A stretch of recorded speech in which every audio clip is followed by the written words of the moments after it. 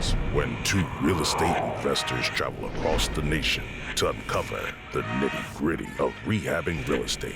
This is Rehab Nation Real Estate Uncovered. Oh, you want to purchase property?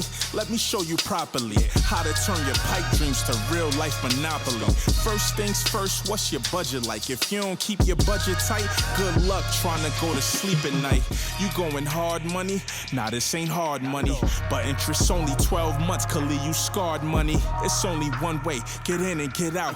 Tree houses like fish, the way I'm gutting them out. Break it down to the studs, gotta clean out all the bugs. This is where you separate the real from the duds. Now what you waiting on? Go get your framing on. Time is ticking, 30 days, your first payment gone. I know it's getting rough, but now it's time to rough. Put some pressure on your subs, don't let them call you bluff. No sticker, no payment. I don't care who they blaming. It could be your uncle, who related. Welcome to another episode of Rehab Nation Real Estate Uncovered. We are back. Indeed, we are. We have a very, very special guest in the building. Well, it ain't the building, but it's our building. You'll see it. For sure. And some people, say they're active, but this guy actually shows day in and day out just how active he is. Okay. We are, humbled and appreciative that he took some time out for us today, just to go over his process. He just launched a fix and fit formula for you guys that really want to get in and learn the game. We are here, none other with the Baltimore legend, Alex Coleman. There we go. Welcome, people. Welcome. Welcome. For having me. Yeah, no doubt. Thank y'all. Yeah. So basically, Alex. Al. I know you prefer Al. So, okay.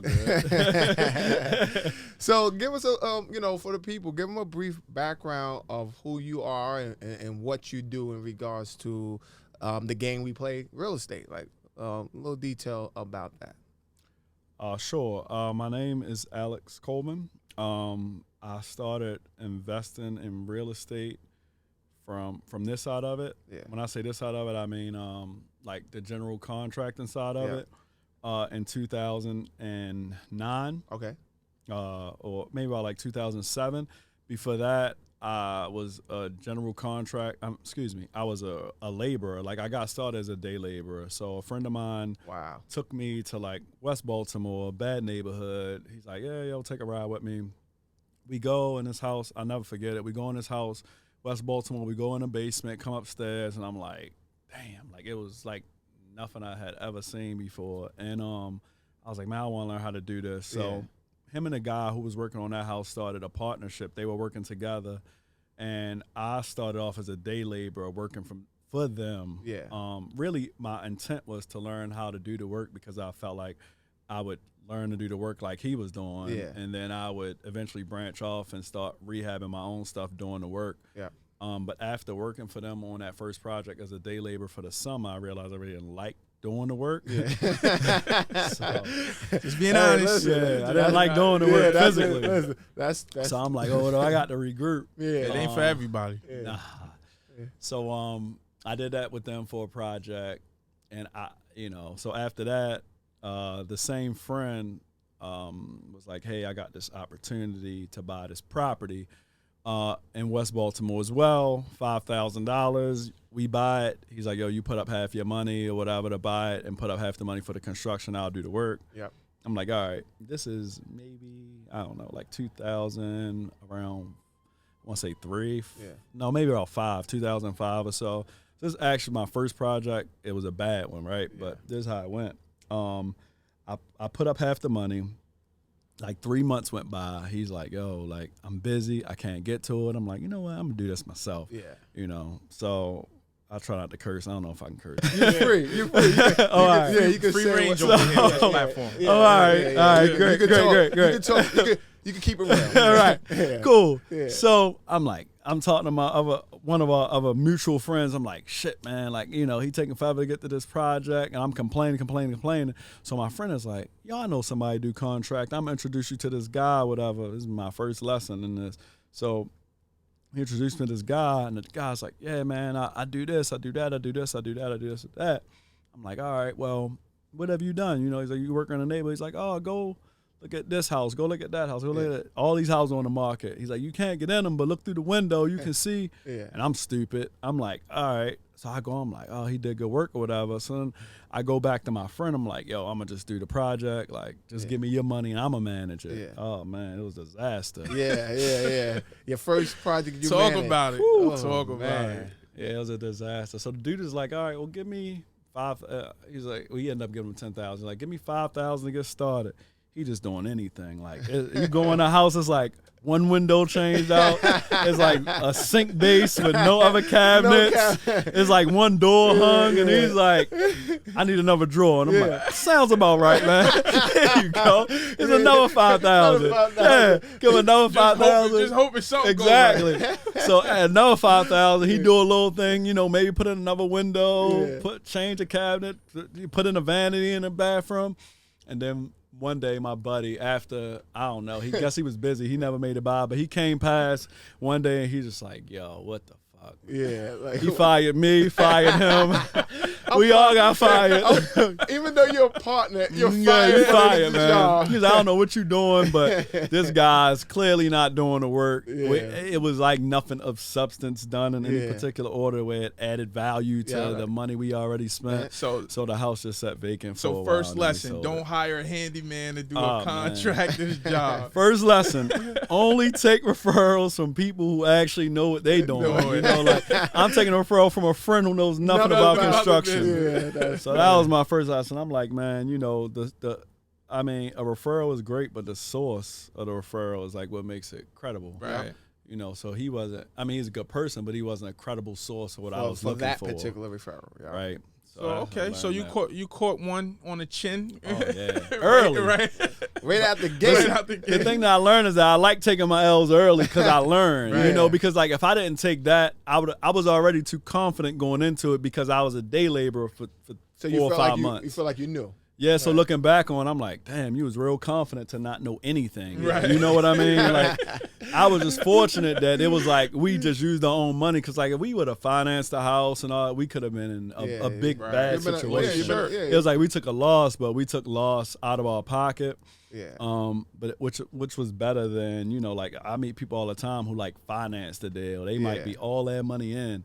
And they make like one mistake with dealing with a contractor, and they like are stuck. Yeah. You know what I mean? So I was fortunate in the sense that we were like trying to pay it out of pocket, and so, you know, I was able to learn a lot from that without losing substantially, to where I never got another chance in the business. Got you. Right. So when we fast forward current day, what is your process in regards to you generating your leads, right? So the deals that you're getting, that you rehabbing, I know you said you actively, when we was off air, say you about doing about 5 projects right now. What's your process to generate those leads? So out of those 5, a few of them are like more contractor things. So, you know, just to say that. Yeah. So like when COVID happened, I kind of transitioned somewhat to like my process because I didn't really know where the market was going. So I started doing some contracting stuff for like so the like people GC who are close to me. okay, Right. cool. But when it comes to finding leads, I mean, like right now, I say it's difficult to find them via like wholesalers and stuff. Like a lot of people talk wholesalers. I don't really buy a lot from wholesalers right now. Yeah. It's just the market is too good. So I'm not knocking it from a wholesaler's perspective. They want to maximize their return on their investment as well as far as marketing. And so they want to charge the most they can. And normally the most they can is more than what I'm willing to pay. For it, So what I've been doing that's worked well for me, and I need to really like, I'm changing some things in that process now because I haven't really been optimizing it. But what I realized that as especially rehabbers or landlords or what have you, like these things are like full-time consuming of most of our efforts, especially if you like a GCN or you manage a lot of properties. It is hard to be consistent with marketing. Yeah. Right. So what I will find is that during my downtimes, I will market heavy, but when I'm busy, I wouldn't market at all. Right. Or like I may send out mailings and then not return phone calls. I mean, it happens all the time, you know. So what I did is I hired a virtual assistant. Okay. She's in the Philippines. Yep. Okay. I market with her primarily through text messaging. So like I'll send out text messages, or actually I use PropStream, right? Okay.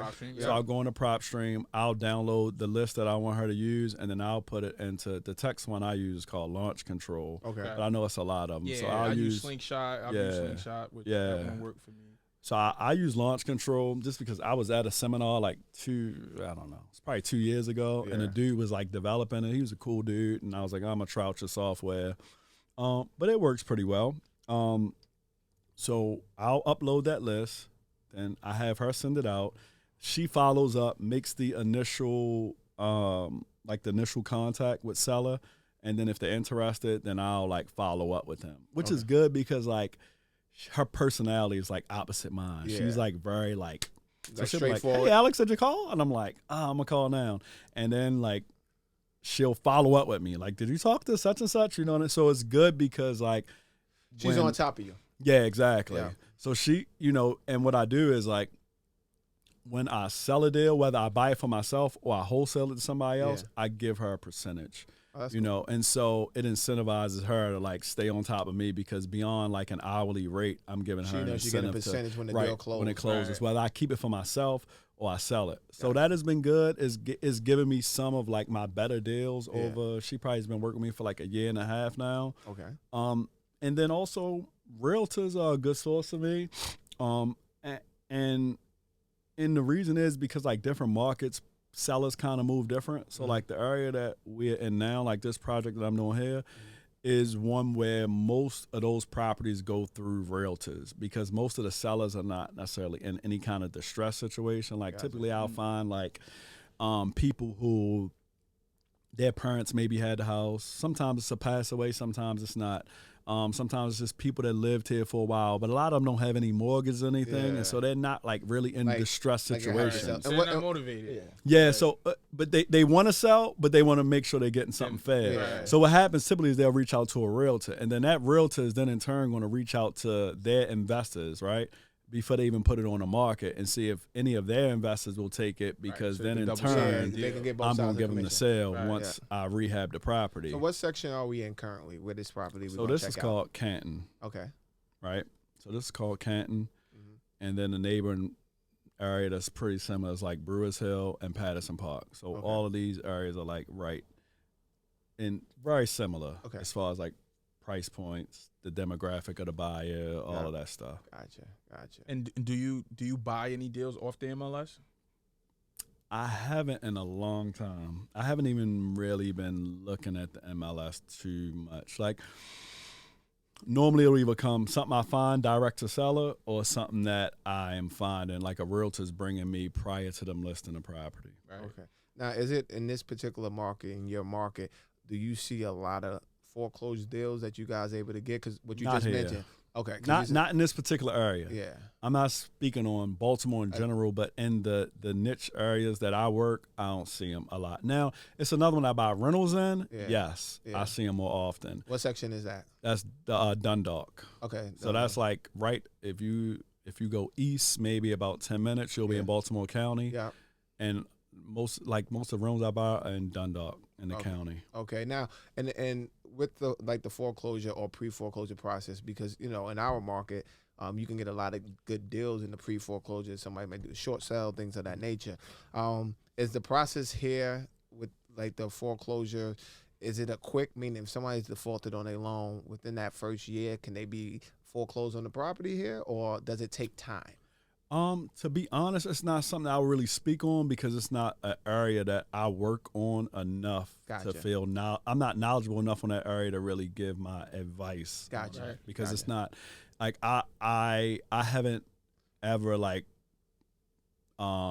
necessarily sought out pre-foreclosures. I'm not even really familiar with the laws and how it works. It's just not my. If I come across projects in pre-foreclosure, it's a lady here. She works with my buddy Mark all the time. Her name is Valerie Scott. Yeah. Like I'll reach out to Valerie and be like, "Hey, I have this property," and I will let her work that deal and figure out a split And then on bring it to you then- after it's ready. Yeah, I don't want to deal with all that Okay, stuff. I got you know you. what I mean? Because I'm not too familiar with that process. No, that's cool. But so when a deal do get brought to you, right? If it's from your girl Valerie or anyone else come bring you a deal, what's the due diligence that you do to determine if this is the deal I want? Like, what's your formula on that? And not just the formula, right? The due diligence is like, hey, okay, I got to check this property. I can't be more than 65% of the ARV, or foundation wise, I'm going to check, make sure this is good. I know we do a lot of row houses here in Baltimore. So what are the due diligence you have to do to say, you know what?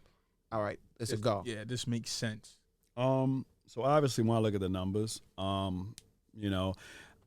look at depending on the price point at which I exit the property, the percentage of ARV that I'm willing to pay will fluctuate some, because let's just say if I'm doing a low end property, I may want to be in it less. You know what I mean? So I may use 65%. But if I'm working like here, I know that may go up some. I'll be over 65% because I know that the purchase and renovation is going to take a little more than that. So I may be willing to go up to like 70%. I'm also considering like the market. Like, for example, like this scenario in which I have this property here is one that I couldn't pass up on, but I stopped looking in this area because where the market is in the cycle, I feel like I was somewhat uncertain, especially with COVID. Yeah. So I was only looking for properties that I can buy, fix, and sell or rent. So like if I have a formula for rent, and let's just say like on average I like to be in a property, say 125, right? Yep. And no more. And it's just a property I'm gonna keep as a rental.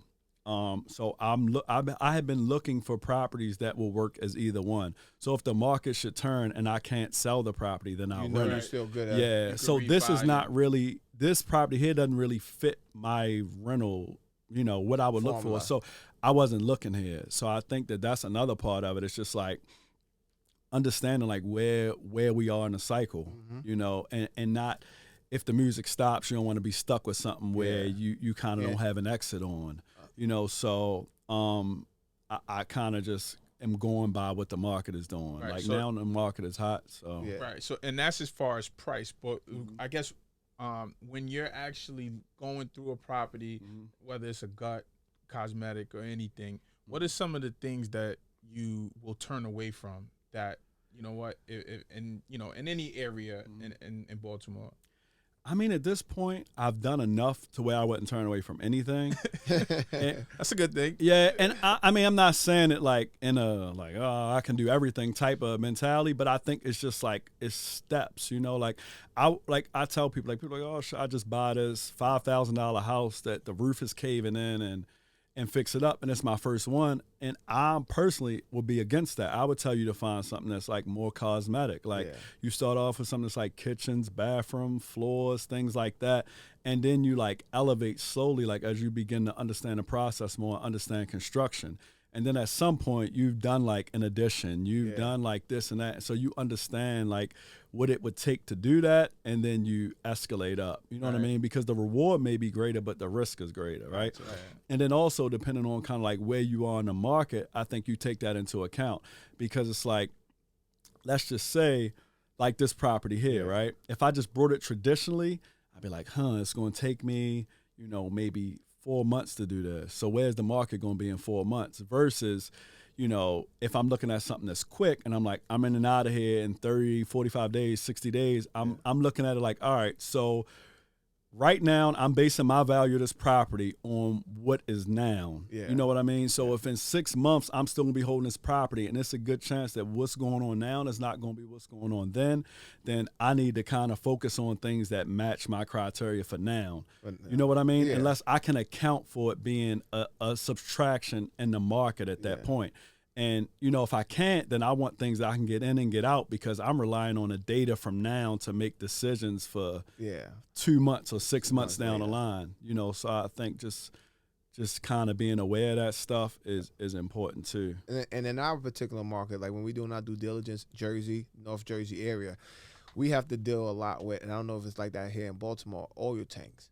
Right, so oil tanks, underground oil tanks is a big deal in our market, right? So that don't mean you won't buy the deal, but you got to get an oil tank suite and find out if there's one there, because if it is one there and it's a leak, that can take away significant amount of your profit, or, you know, in that regard. So is that anything of that nature here that you got to look out for to say, listen, if you come to this market, because some people come in the market and they don't even know, like, oh, Tanks, that's not what we do, and they get caught holding the bag, so to speak.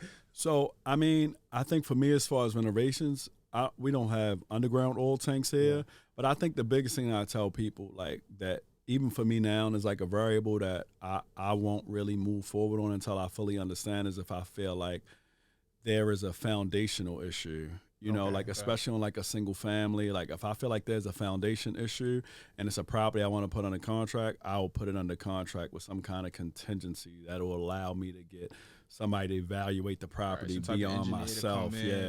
Because like I don't want to buy it and it's like a huge foundation issue that cost me $15,000 to fix, and I thought it was just something where I could podge that wall.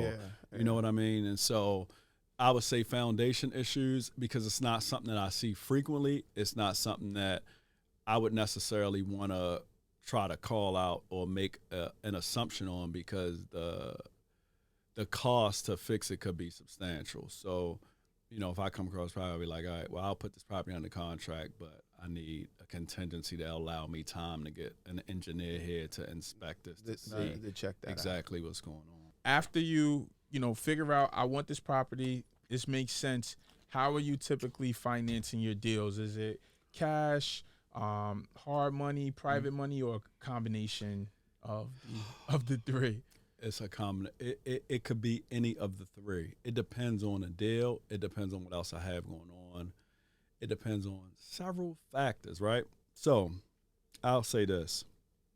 One, I'm big on relationships, right? Yeah. So a lot of times for me it's situational. Like, prime example, the new construction I did, right? I could have went to the traditional bank, right? Or maybe even like my private lender. But I went to my hard money lender because he had experience in that area. And even though it cost me more, it was like it was my first one, so I wanted the guidance of it, right? So I chose to go to him, even though it cost me a little more money. It's like he had been building new construction for like 20, 30 years. Like that's how he made his money, you know? So just to be able to reach out and have lunch, or if I have a conversation, if I'm stuck, you know, he gave me like documents to help me like systematize that process and understand what it should cost, and all kinds of things that I had never dealt with because I had only done renovations, right? So a part of the decision I make on which option I go with is based on that. I have a guy who's more like private money. Him and I have we like partner / private money. So him and I have projects together that we own together. And then we have ones that he finances me on. And then he has some that like we still will like partner on, like JV. Right. So it comes in like all kinds of forms.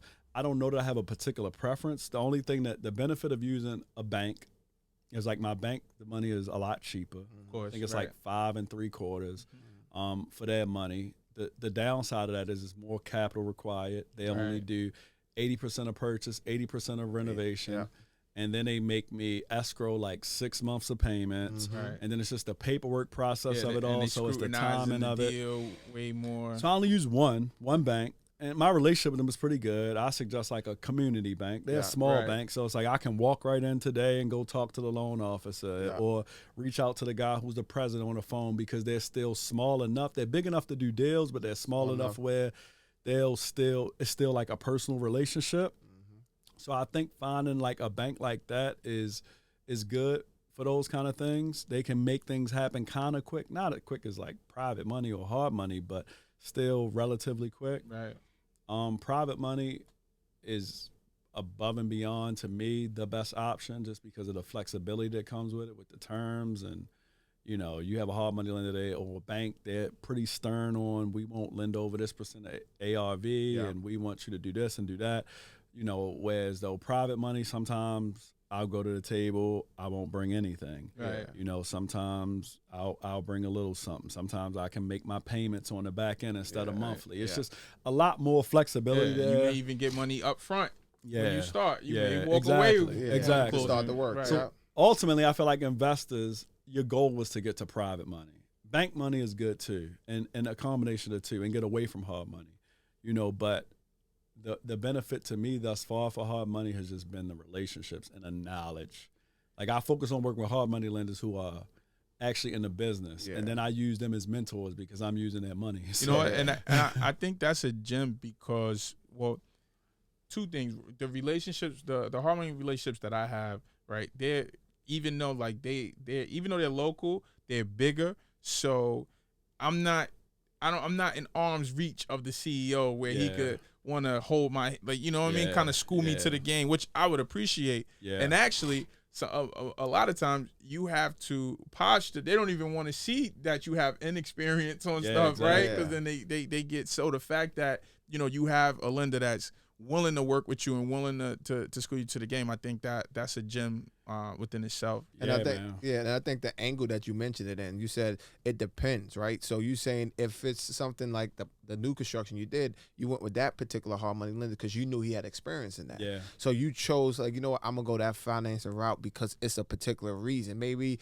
I could have went with my private guy that would have made me, but you know what, this guy does this. Yeah. You know, so exactly. I think that's super important for the people to understand. Like, if you have those options, make the proper decision on your current circumstance. Yeah, and in that situation, you needed some guidance on the new construction. So, and I think that's super dope and smart because sometimes people just go for what the cheapest money is. Yeah, everybody's looking for the cheapest money. Yeah. And I mean, cheapest money, it makes sense, but a lot of times, especially like if you're comparing, maybe now you comparing hard money and a bank, you know, now I don't know if my bank would have financed new construction. I never borrowed from him for that, only did renovations. Yeah. But if you compare like my hard money lender, my private lender, I mean, their rates are reasonably, it's comparable. Right. It's not a huge difference in money that I would have saved either way, but the knowledge that came from one versus the other in that situation was important. And a lot of times when we using hard money and things like that, we focused on a rate. But see, like something that I learned, and it was an accident. I didn't do this on purpose.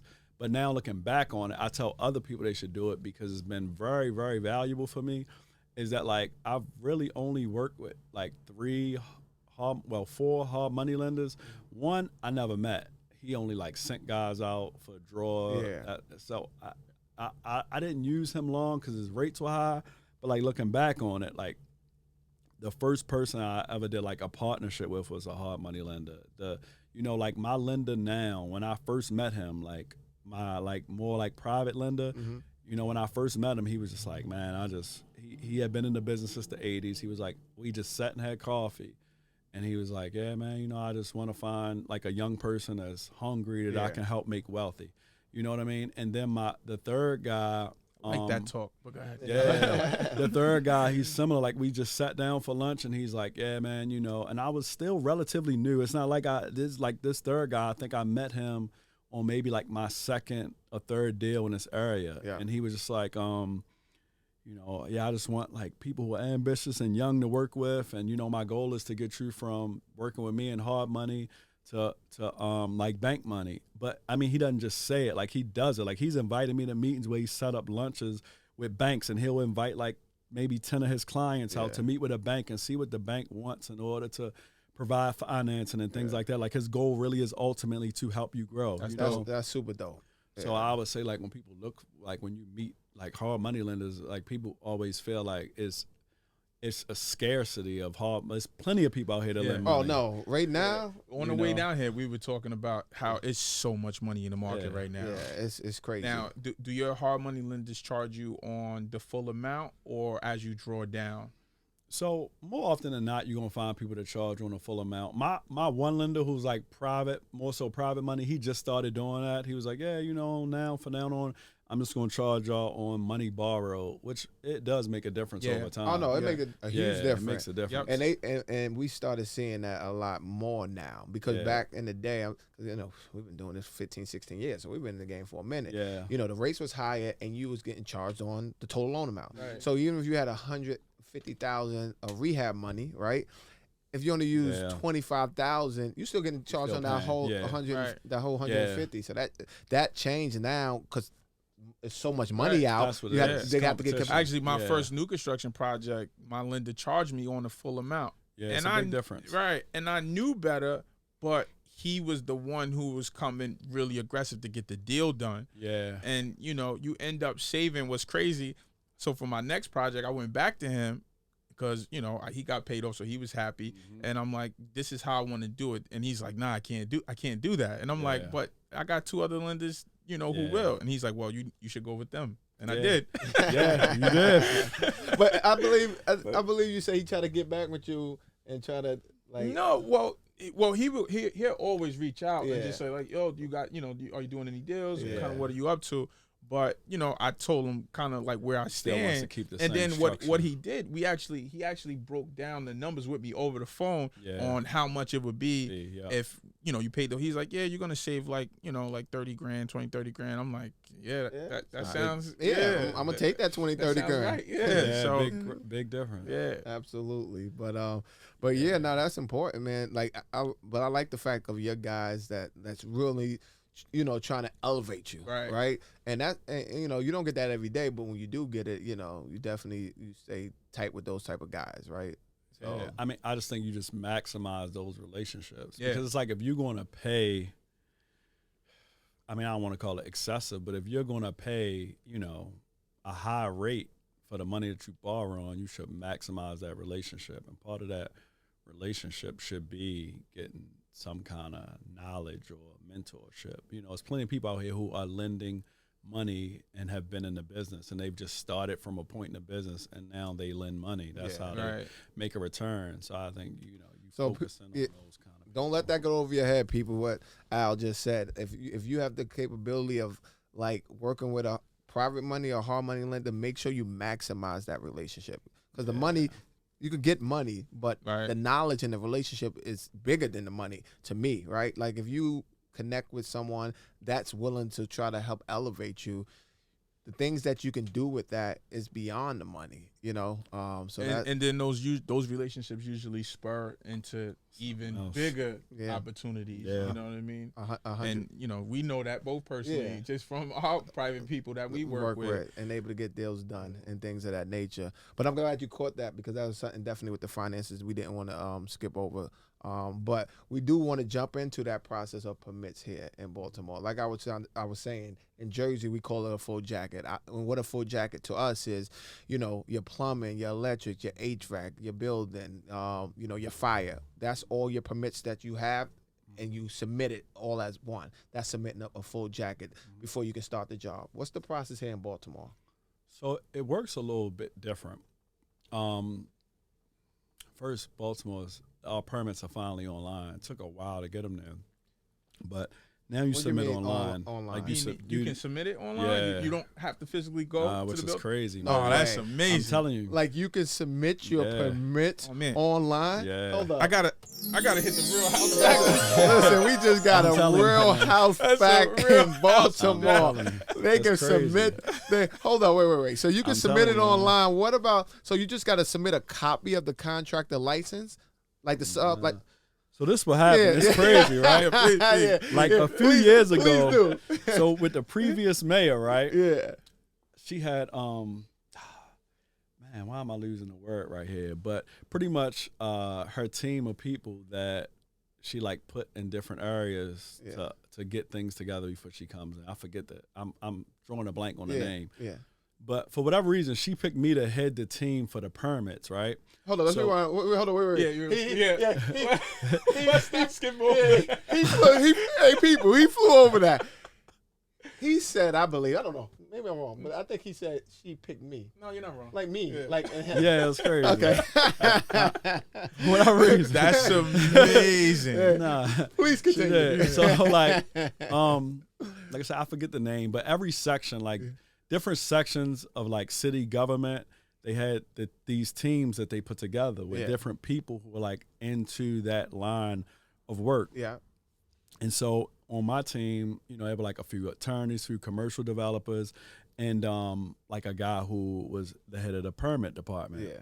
And so like our major thing was trying to get the permits online. This was like in the beta testing phases. Yeah. So we were able to do that. Like this was a few years ago, and it was a game changer because Baltimore City, the permits, it was like you go downtown, you wait, you do all this stuff. Yeah. But now it's not like that. Like you literally. So briefly, what was it like? How much time did it take before, and how much time does it take now? to get a permit? Yeah. All right. So as a general contractor, I don't really have anything to do with plumbing, electrical, HVAC. Those guys pull their own permits. Yeah. I pull everything else as building. You know, anything to do with framing, insulation, just the general construction part of it. Now, if I'm doing a project and my project doesn't require like any kind of zoning, so like zoning, I don't know the exact number, but you know, let's just say I have another property I have to send through zoning. Yeah. So it's like your lot size is X. So on that house, my lot size is only 40 foot, right? Yeah. And I'm building a second story addition. So after a certain amount of using that lot size, it triggers a variance that's required from zoning. Then I have to go through zoning. But something like this house where I'm not going through zoning, I'm just pulling a straight permit. Now it'll probably take me like 4 or 5 days to get the permit. But before COVID started, I could probably get it in like 2 to 3. Yeah. Listen, when he said that, I just started going through in my head like 4 to 5 days, and before COVID, 2 days. Yeah. That's crazy. You don't want to even know how long we waiting for permits. My Jersey investors, do y'all hear this? Yeah, that's crazy. 4 to 5 days. 4 to 5 days. That's we amazing. waiting sometimes 4 to 5 weeks. 4 to 5 weeks, and that's decent. Wow. That's decent. Like if you get it in 4 weeks, like all right. 3 weeks is like ideal if it's like, and that's if everything go right. Yeah, if everything go right, because like in our market, you got to go through so many different things to be able to even. So they won't give you. That's why I say complete jacket. In our market, they won't give you like, okay, if your HVAC guy went and pulled his permit. They're not gonna give him the permit, right? Because they know you're doing the full renovation. They want everything. They want everything together. And you have to submit everything. That's what we call the full jacket. So if you're waiting for your electrician to give you the paperwork, well then you can't start. You can start the demo. You can do a demo permit. But anything outside of that, you're done it. Yeah. See, like, so I'll start my permit like obviously prior to demo. And then by the time those guys are going to pull that permit, I already have my building permit in place. And my building permit outlines everything I'm doing throughout that process. And their permits are about the same time. Baltimore County, I don't work in as much, but when I was doing my new construction, and they were as fast as Baltimore City, are probably just about the same. But with COVID, their processes are kind of off. So it took me like 4 weeks to get a plumbing. No, more like 6 weeks to get a plumbing permit. Okay, just because their process is all right. So just off. so we're clear, so what you're talking about, Baltimore City, where it's online. But Baltimore County, you deliver that. You hand deliver the stuff to the building. Got it. So Baltimore City is not part of Baltimore County. Correct. Their permitting process is it's a different process. Got it. Okay. It's in a different building. Got it. Okay. So. With your permits, are you submitting architect plans with those? Yeah. So what it is if you are making interior alterations, meaning moving where walls are, like for framing, then you have to submit architectural drawings. Or you have to submit architectural drawings. Okay. And does that 4 or 5 days still apply if that's the case? Yeah, it applies if you aren't doing anything that requires like zoning. So in this, like say this particular house, if I'm just reframing this house and doing that, I'm not doing any additions or anything like that, then it'll be about the same. Yeah. Got it. That is amazing. Listen, people. And shout outs to Baltimore City. Oh my gosh. Listen, we need to bring you up north and so they can you work in our, can you come and revamp our system? Yeah, come fix our building department and get everything on. I will lobby for you. I'm telling you. I promise you. It wasn't me. I just small. Yeah, that's small. But the fact of the matter that that's a progressive thinking, right? Let's get things online. Let's get things moving, right? Because at the end of the day, that's helping the contractors, get the investors get through the project, So the thing is time is so valuable, and especially you have people like a lot of people are small businesses. Like not everybody has $100 million, dozens of employees. Yeah. And so it's like a lot of times you have the actual person who's running the business down in the city office for 2 or 3 hours, 4 hours sometimes pulling a permit, which means that day is half gone and you've got nothing done but pulling permits. But now it's like, okay, in your evening or your free time, you put in a permit. Well, a lot of my guys, like their wives or whoever may, submit the paperwork, or their assistant. And then Right. now those permits are able to be pulled without that person ever physically needing to be there. And you can set up like your inspections now online, like, so you can do all that. We can do online. that now. We can check on our permits and we can see the status, but We just can't submit. Yeah, we can't submit, which is But I think that's you a make game changer. I think you made a key point, right? And I think, not to go over people's head, not everyone is able to just have someone down there submitting their permits while things are still going, right? Right, So, exactly. and that you lose all that time. So the fact of the matter that you don't have to do that, you can execute the project a lot quicker Right. because you're not sitting. Because sitting in the building department, like, I don't have to do that no more now. But when I did, you could be there the whole day. Yeah. I mean, the thing of it is like it's the process in general is inefficient, and so it's like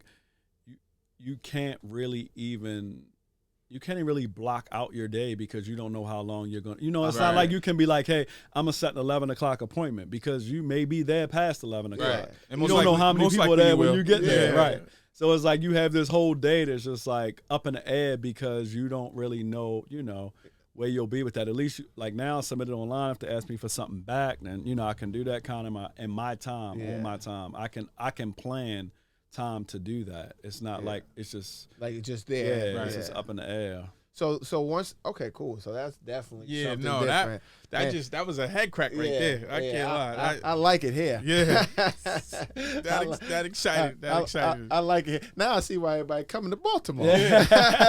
See, that's the reason. It's That's the permit yeah, process. it's the permit process. It used to be horrible, man. I'm telling you. And the timing was just right for like COVID, because even with COVID, because everything is online, Yeah.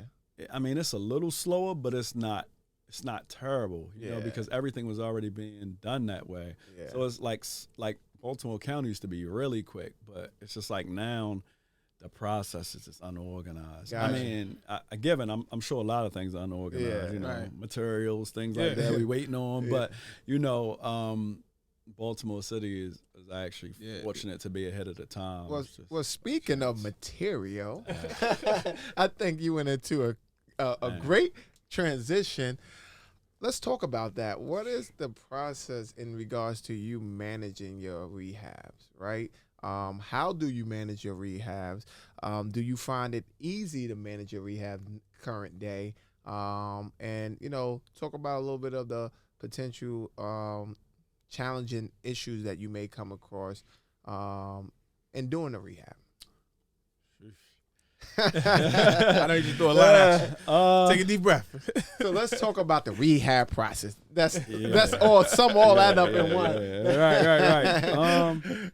I guess, let me think. How can I break it down? And you can be all the way real on, is it good? Is it bad? Is it your relationships with your subs, like All right, let's take it question by question. Yeah. There's so much in there. It's a lot to unpack. It's a lot to unpack. I'll start with how was it with my subs. Yeah.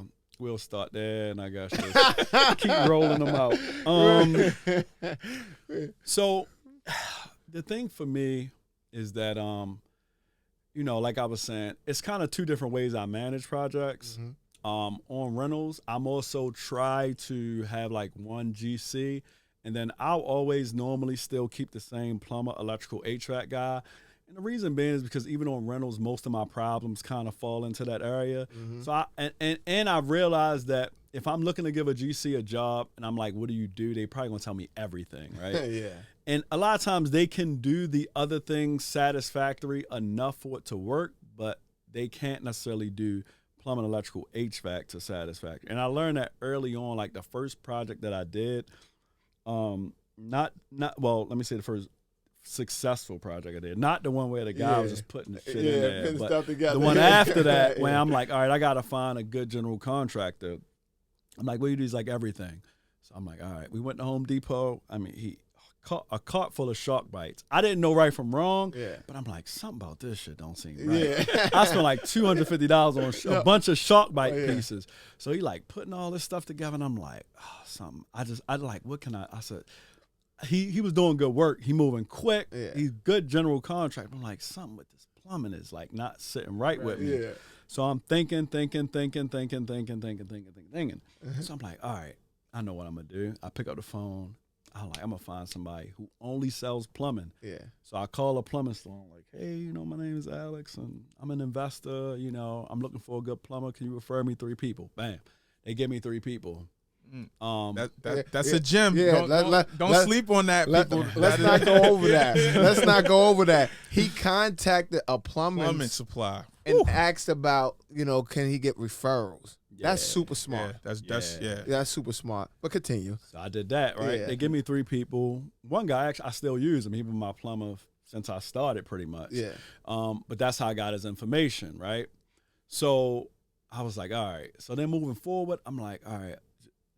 I was aware that like a lot of people tell me they can do everything, but those 3 things are gonna be hard for people, because like a lot of people, they have somebody on their crew who like does framing and stuff, but they like, he does plumbing too. Yeah. Right. You know what I mean? That's always the case. Proceed at your own risk. Yeah. So I'm like, once this stuff is behind the wall, fixing this is going to be the hardest stuff to do. Absolutely. Finding the problem, fixing it, like plumbing, because it's not run right, is going to be harder than me like fixing some tile or something that's 100%. done that's on the exterior. So I'm like, I need to make sure this stuff is right, because this is going to cost me the most to correct. So I keep those guys consistent. Yeah. And then on like renovations that are like these, where it's more higher end and I'm the GC, I keep my guys pretty consistent. I mean, occasionally like I have somebody that'll fall like up. Like one of my HVAC guys, not one of, the HVAC guy I had been using for some time, he like sold his company into another company, and then I end up having to get somebody else. Or like sometimes HVAC guys saying I'm always, I used him for some years, but I would say that's the trade that I probably have turned over the most. But a lot of my guys are consistent from if I'm GCing from job to job. And the reason being, too, is not just for me. I mean, I find people that work well with me, but at the same time, they got to work well with each other. Yeah. Right. And the more consistent I can use the same people, if I'm a GC, and then they take me out of it. So it's like when you introduce 2 people, and they don't know each other, they gonna call you. You like the go-between. And they all pointing the finger. Yeah, it's nobody's fault. Never nobody's fault. Never nobody's fault. Contractors never did anything. Nothing wrong. It's always So when you GCing, you get all of those. You get like the intermediary for all of that. But as they begin to know each other, they begin to work out their own differences, and then only bring you into it when they need to, because they kind of form a relationship. Right. So most of my guys that I like work with, and they like more what I consider like specialty, like they only do one thing for me. Yeah. Most of them are probably 3 or 4 years I've been working with the same people. Okay. So 3 or 4 years, that's usually mean in our games, pretty consistent guys that you don't have much issues with. No. I mean, like I look at it like 3 things, right? If I'm GCing, most of the time it's a more expensive project. So I'm hiring people who specialize in a particular thing. So but in general, I'm looking for 3 things, or 3 things I'm considering. It's like reliability and speed, quality of work, and price. So I know that on these, like on a higher end project, I'm going to get reliability and speed, which is like my non-negotiable, because even if somebody's good, if they take too long, it doesn't matter. Right. So reliability and speed is like one that I need to stay consistent. So I'm kind of flexible depending on the price and the quality of work, depending on, like, if I'm doing a rental, I'll give up some of the quality of work to get a better price. Yeah. If I'm doing this, I know I'm going to pay more, but I want it to be a lot nicer. Yep. So those are the things I'm usually looking for. So how long did it take you to get to that point with be able to say, these are my core crew, right? Because a lot of people, when we talk on contractors and the process, well, you said it from the beginning, the first one you did, and the guy was just, you do like, that sounds about right, $5,000, but not knowing he was already way ahead of you. So how long did it take you to get quality guys, to the point? And do you have like one crew that you use, or is it several different? So, all right. So I got to kind of separate the 2, because I kind of treat them all. It's not 2 different businesses, but for the most part, I treat them in 2 different ways. Like if I'm doing like a rental or something like that, I kind of treat that in a different capacity than I do when I'm doing something more higher end, if that makes sense. Because if it's higher end, I know I have to like manage out the trades because none of my people who could do like all are going to do the quality of work that it requires for projects that are higher end, if that makes sense, right? Yeah. And then my projects that are higher end, I can't really afford with paying for, if there's a cost of capital associated with it, I can't really afford to pay a GC for like a 4-month project because then that's going to be a lot of my profit to him. So I do it myself. Gotcha. So from a GC perspective, most of the guys I use are consistent.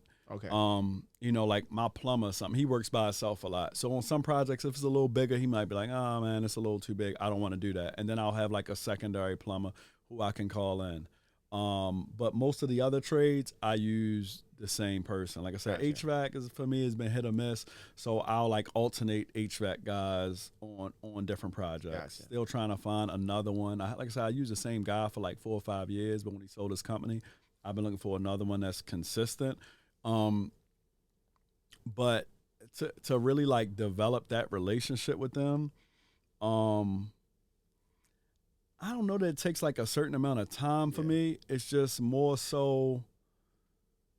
It's just about if somebody fits, if that makes sense. Right. So it could be one like I kind of can tell after like the first project. You know, it's either like the person fits or they don't. Okay, so repeat that again because I wanted people to get what you said. You said you have 3 non-negotiables, or 3 not non-negotiable, 3 things you consider. You said speed and reliability. I just want you to touch on that again. Okay. So I look at it like for me, no matter what the project is, it's a set of 3 criteria that I'm primarily focusing on. I know that if I get all 3, it's a unicorn, right? So all 3 rarely will exist in one contractor.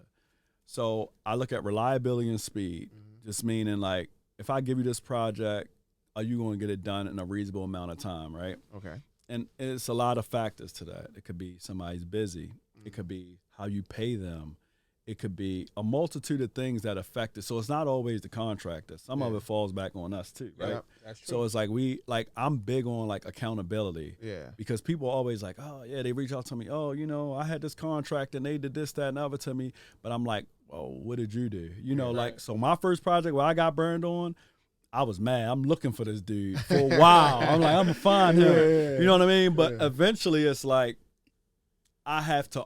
The only way I get better as a contractor is to own my part of the mistakes. Yeah. It's like if you're in a relationship with somebody, it's easy to say, like, oh, this person did this to me, this person did that. But it's like, what did you do in turn that kind of played a part in that? Right. And we all need to take accountability to a degree in order to grow. Yeah. Right. You know, so for me, I'm like, well, first of all, I had no idea the process of this job. I gave him money with no accountability. Right. Yeah. You know, I barely showed up to the project. Yeah, I didn't do much due diligence on his background. Yeah. You know, I was in a rush. I was anxious to hire somebody. Like, it's a multitude of things I did that I'll never really understand or examine if I just say, he did this to me. Yeah. Right. You know what I mean? I'll miss that. Yeah, you miss it completely. I'll miss everything that makes me better because I don't take accountability. Yeah. So, you know, I would say that's been a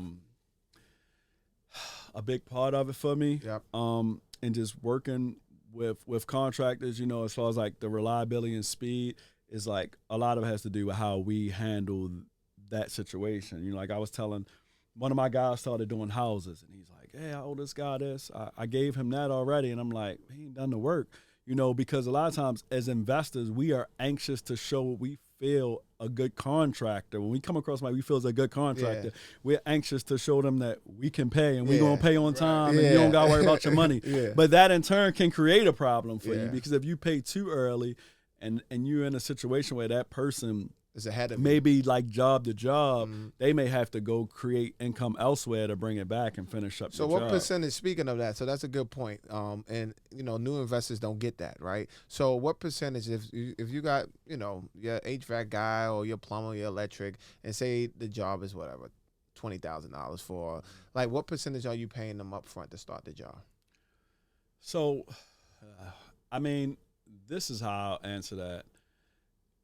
My goal is always to owe you less than it would take me to finish a job if you should not finish up. Okay.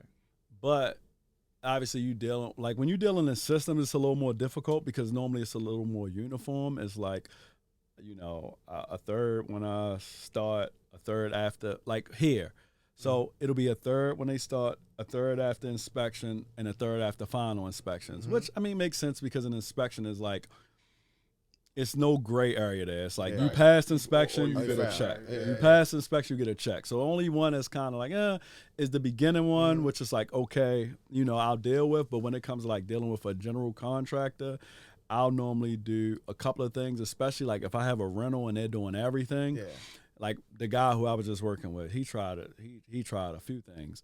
So one, he tried to get paid weekly, which I'm like, you ain't my employee. I'm not paying you weekly. Like, you're not getting a check every Friday because it's Friday. Like, you're getting paid on performance, not on time. Straight up. So I'm like, first of all, you can stop right there. That ain't happening. I'm paying you on performance and work completed, not on time. Otherwise, that project go for a year. Yeah, exactly. I'm like, you just want to get paid every Friday? Like, hold up, you did the kitchen cabinets last week. Like, we had to fix it a little more. I'm like, hell no. That ain't happening. But I think especially with the problem that a lot of people get into is, let's just say it's a bigger project. Like, his labor on this is like only like $10,000, right? But let's just say it's like 30 or 40, and he wants to get paid like here, like as a licensed contractor, right? You can only take a third. You can only take up to a third beginning the project, right? Yeah. But let's just say if he's like, oh well, I'm doing this $45,000 job and I want a third, that's $15,000. It's like, I give you $15,000, you may or may not. When you say you only can take, is that I was about to touch on that. Yeah. Is that a Baltimore thing? It's a Maryland thing. Yeah. So like as a Maryland licensed contract, you can only take a third up front. Oh man, that is great to know. Listen, I think we gotta hit that bar on that one. This is a real house fact. So you working in Maryland, a licensed contractor can only take a third. Like, they can't even ask for 50% or so. So if they ask for 50%, you know what you got to do. Run. Run. That's correct. And that's really good to know, because in Jersey, and we spoke about this on previous episodes, contractors will try your chin and ask for 50%. And there's no laws in place to say they can only ask for a certain percentage. That's nothing there to protect the investor or whoever. Yeah. It's just, if they don't know no better, they don't know no better. Right. Yeah. And they give that money. And it's usually the homeowner, right? But it could be the beginner investor who doesn't know any better either. That's definitely key. A gem. Gonna bring that to Jersey some way. Yeah. We gotta bring a few things to Jersey. Yeah, we gotta go lobby for that. We gotta take a third. But I mean, what was I saying? Oh, for contractors, I mean, what I'll do is, if it's like my first time working with somebody, I'll just get a lot more. I'll break down that draw schedule even more. Yeah. So I'm not gonna give you like 15,000 and you haven't even started. Yeah. I'll be like, all right, well, I'll be like, all right, so how much is it for demo? How much is it for framing? Right? And I might be like, all right, well, I'll give you this to get through demo and framing. I'll pay for the materials, what have you. You do the labor, and I'll pay. So like, I'll break those draws down to smaller and smaller draws so that it lessens the likelihood of me losing. And if I do lose, it won't be a lot. Right? Yeah. Now, do you typically pay for your material?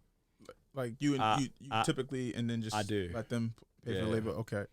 And the reason being is because, like, probably back in the day, it didn't really make sense per se, because, like, say you have to go to Home Depot and swipe your card for it to work. Yeah. But it's like, most of the stuff now, I either have an account or I can pay for it over the phone. Right. Absolutely. So it's like, if a contractor's gonna give you a price for materials and labor, obviously they're gonna be a little more. They're gonna play it safe, so they're gonna put a buffer in between in between the materials, at least, to make sure that they're not paying for your materials more than what they thought. Right. You know what I mean? So they're gonna add something to that to make sure they're covered.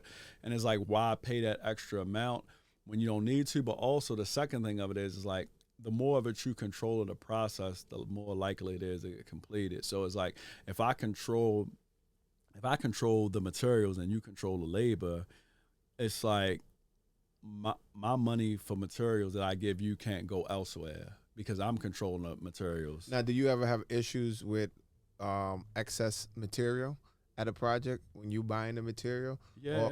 or are you pretty on No. top? I mean, I have materials that left over, things I have to get returned. I'm sure I have guys that take stuff and do shit. You know, it's Yeah. just like it's going to come with it. There's no way Yeah, around that. yeah. You know, like one of my guys, him and I gotta have a talk. Yeah. Like I look at the receipt the other day, and he's providing labor. I'm providing the materials, and I look at the materials and shit like paintbrushes, and it's things that are not that he will carry on to other jobs that he put on my receipt. Or a saw. So I saw a saw on one of yeah, my you receipts, will and I'm see like, that. yo. You gotta keep an eye on. But it. if you don't keep it, the dope thing about saying Home Depot in particular, when you have an account, you can go online and see exactly what they Exactly, purchased. yeah. And it's funny because I had when you've been in this game long enough, you have it, and you call them right, and he's like. Cause I always don't say nothing. I'm like, everything good with the material, everything we good to go. I will wait. I wouldn't even say it the same day. Cause I'm like, okay, I'll wait like 3 days. Didn't hear nothing. I'll be like, oh, by the way, I just went to my account. It's like, oh, you know what? I was just about to tell you about that. No, you wasn't fucking gonna tell. You wasn't gonna tell me shit. Nah, they'll do it. They'll do it to see if you pick up on it. Yeah, if you don't pick on it. Paintbrushes and all those little tools that they pick up. That's why I always, before I get off the phone, especially Home Depot, I'm like, oh, can you email me the receipt? Exactly. You know, but with Home Depot, if you create an online account with them, you see it all. You can see it all. Yeah. You just jump on, and it's like you see the exact. I'm like, the hell this motherfucker bought a Snicker for? Yeah, exactly. I would have gave you a Snicker. Right, exactly. Just tell me you wanted a Snicker. let the man buy the Snicker, man. Exactly. Let the man buy the You Snicker. can have the Snicker, but tell me you buying the Snicker. But the thing is that like, you know, like especially with those kind of people, you have to periodically just randomly audit that stuff because if they feel like you missing it too much, then it's just gonna get worse. Right. And then for you know it, it's out of hand. You know, you missing things that it adds up. And they know, start Every time you go to Home Depot, and then they start looking putting at you something funny on when you do start Yeah. correcting it. Like, now you care. Yeah, exactly. Yeah, so but no, that's good that you ordered your stuff because you need to when you're paying for your own material. I mean, it's just human nature, right? Yeah. And it's like not for everybody, but some people are like, oh, I get a couple of stuff, and they will use it for their next job. So, you know. And then another thing, which also has been beneficial to me, and I'm sure a lot of people do it, is like, say if I'll use normally I'll use like 1 or 2 cards. So like say if I use my American Express, right? Yeah. I'll take them points that I get for all that stuff, and then I'll take my daughter and my nephew away like twice a year, and it's free. Because you're paying with I'm stuff paying for all this that all you would these use materials. anyway. Yeah. So it's like for years and years and years, I just use my bank card. Yeah. You know, I got nothing for that. Yeah. So now I'll use my credit card, and then I'll take those points, and I'll just vacation with it. Yeah, and that's smart. That's smart because you're gonna spend the money anyway. Yeah. You know, right? Him 500. I don't know if you're familiar with. Him I've 500. heard He of talks. him, He talks a lot about that. You know, using your points and just traveling for free. Yeah, I do. I took my daughter away a few times, my nephew. You know, for the most part, I'll just use my points. And we actually just, you might as well bring it up again. We actually just learned something very key that with American Express, if you pay your actual guys with American Express, you can pull that payment back. Yeah, that happened to one of my guys actually. Yeah, he did a job for some. Yeah, he was mad.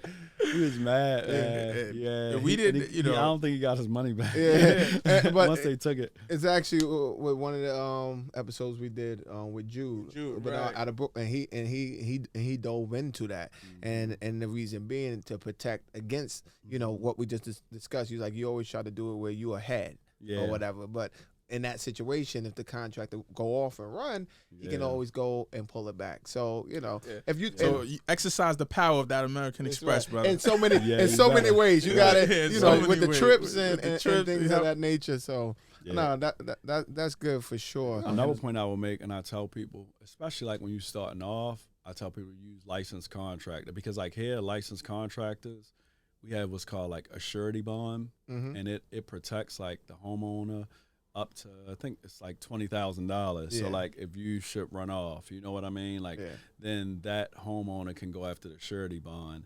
And it's a limit to it. I think you can only have under a certain amount of properties. Yeah. But that's another thing. It just like it adds a layer of accountability to somebody because not only can you run it back and try to get your money, but also it allows a way to kind of provide additional checks and balances. Like say if I'm a contractor and I you come to me and you ask me for referrals, I'm obviously only going to give you the good referrals. Yeah. You know, but you're able to check somebody's license and see if they have complaints filed against them. Mm. You know, so you can go and put in their license number and it'll Yeah. just pop up like, oh, he had this complaint, this complaint, that, or no complaints. Yeah. You know what I mean? Yeah. No, that's good. Yeah, no, that's key. That's good to That's know. definitely key. Go check the license number and determine if they got any complaints. When you have now, where do they go do that at? Can just do it online. So Just we go have online? what's called like the Maryland Home Improvement Commission. Yeah. So you research like MHIC Yeah. license, and you'll see something. It'll be like check something. It pretty much says check Yeah, contract. it'll give you it's self-explanatory from there, and then you can can go put in check their it. name, their company, or their like anything that a licensed contractor is doing, like Yeah. contract wise, has to have their name, their license number, all that stuff displayed on it. So you know you can then go and check that contractor's license number and see if they have complaints from people. So people, listen, if you're trying to come here in Maryland, Baltimore, do some work, check the contractor license number and see if they got complaints. That's key. Yeah, that's that you can do that, and knowing that you can do that. So, Yeah, no, I mean, at the point that you can do that, that's like that should be due diligence for anybody. Yeah, you're gonna part work of- with, yeah. or just a part of. Let the me just go process, check it out. Since you I can know? just go online and check it, Right. yeah, that should be a part of Take your few due minutes. diligence. Yeah. Absolutely. So Yeah. that's dope that y'all have that where you can just check Yeah, it nah. and see that. When you're at the end, how much are you usually paying for a full gut renovation? With typically like this project we're working on, right? You're working on now. I think it's 13. What is it? 13 by 13 70. by no, the house actual house like 13 by 40, 43 maybe. Oh, the lot size is 70. The lot size is 70, but okay. the house is like 13 by. Okay. So on a house that size, typically, what is a gut renovation cost? And look like? and on the house that size, I know we're gonna check it out. And typically, what's in there? 2 bedroom, 1 bedroom. Like what's Yeah, so I mean this particular house is 2 bedrooms upstairs, 2 bathrooms upstairs, 1 bathroom in the basement, and I mean I guess you technically can't call them rooms because there's no egress, but Yeah. 2 spaces spaces? Right. Yeah. in the basement, Right. Yeah. office, den, whatever you want to call it. Yeah. And you know, I always tell people just like look at the comps. Like the comps are the story.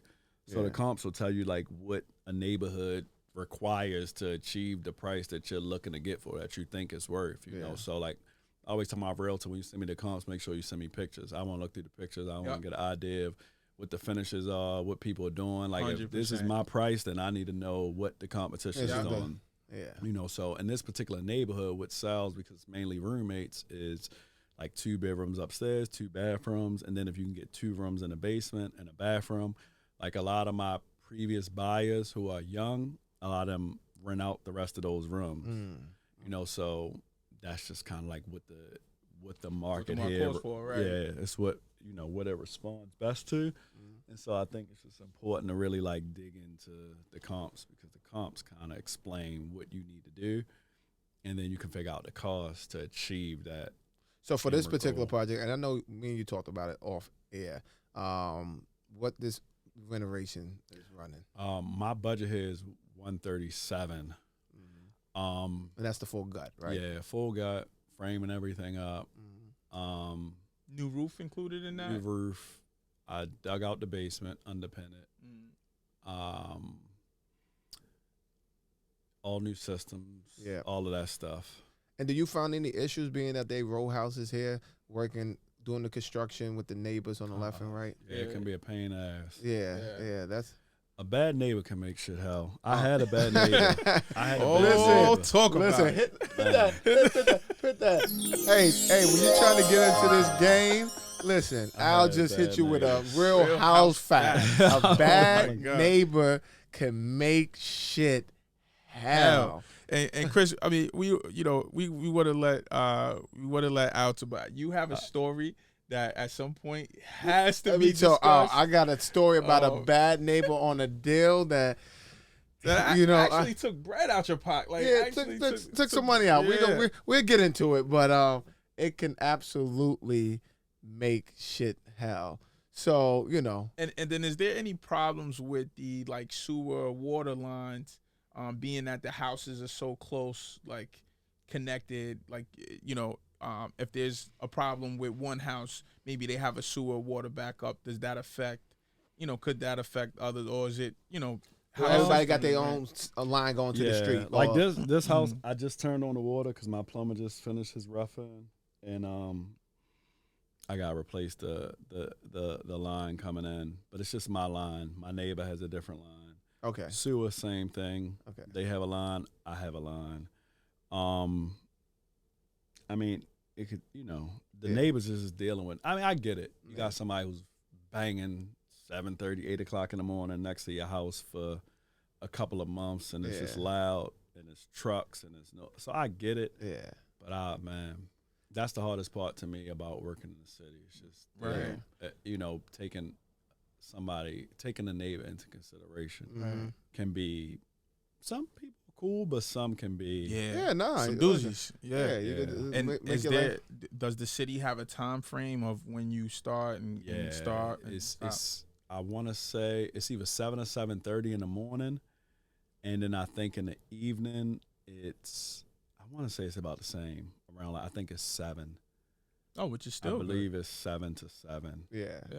I believe most of my guys though start at like 7:30, And they out probably by and like 5. then we wrap up around 5. 5, right?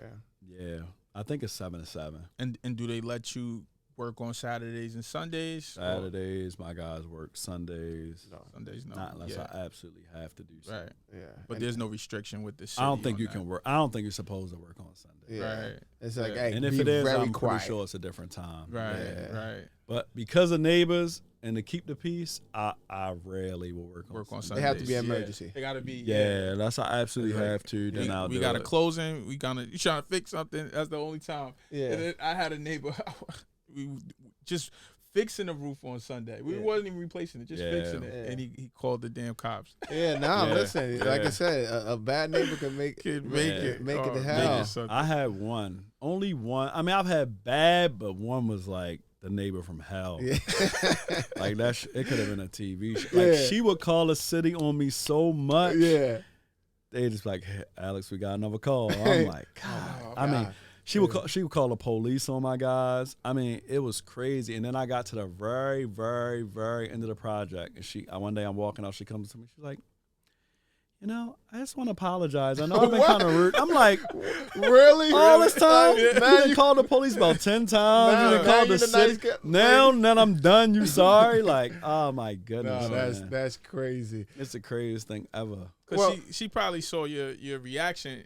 You're not reacting to her, not Yeah. kind of just changing your frequency, Yeah. and that made her come to your frequency. Like, Yeah, it was crazy. crazy. That's wild. That's wild. Well, before we actually get into, we have this little tradition.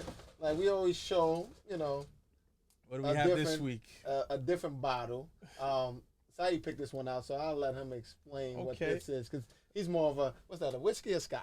Well, this is whiskey, but I'm a whiskey and scotch connoisseur. Yeah. I usually do the whiskey though, but this is a fine bottle of Basil Hayden's. I'm not sure if you're familiar with Basil Hayden. I'm not.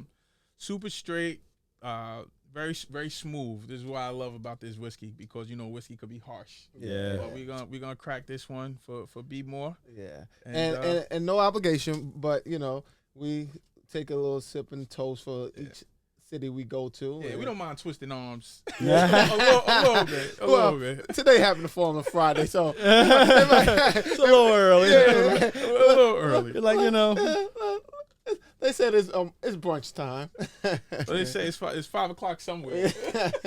So we usually get a little bit just to finish off the. Yeah, but while I'm doing this, if you wanna, I know you had a few things you wanted to lean into. Well, yeah, we were just gonna lean into, because we got through the part Al with the process with the construction and things of that nature. Mm-hmm. So we're gonna just lean into your exit strategy, right? That's what. And then usually the exit strategy, you selling the property, you usually probably popping a bottle or something for celebration, right? So I'm sure you got one of them somewhere recently. You just closed, so we're gonna celebrate yeah, that. so Appreciate that. we pop a bottle for celebration, because we all know being in this game, it's a super process to get to the finish line. It is. It ain't easy. We always tell people, real estate, you can make a lot of money in it, but it's a process.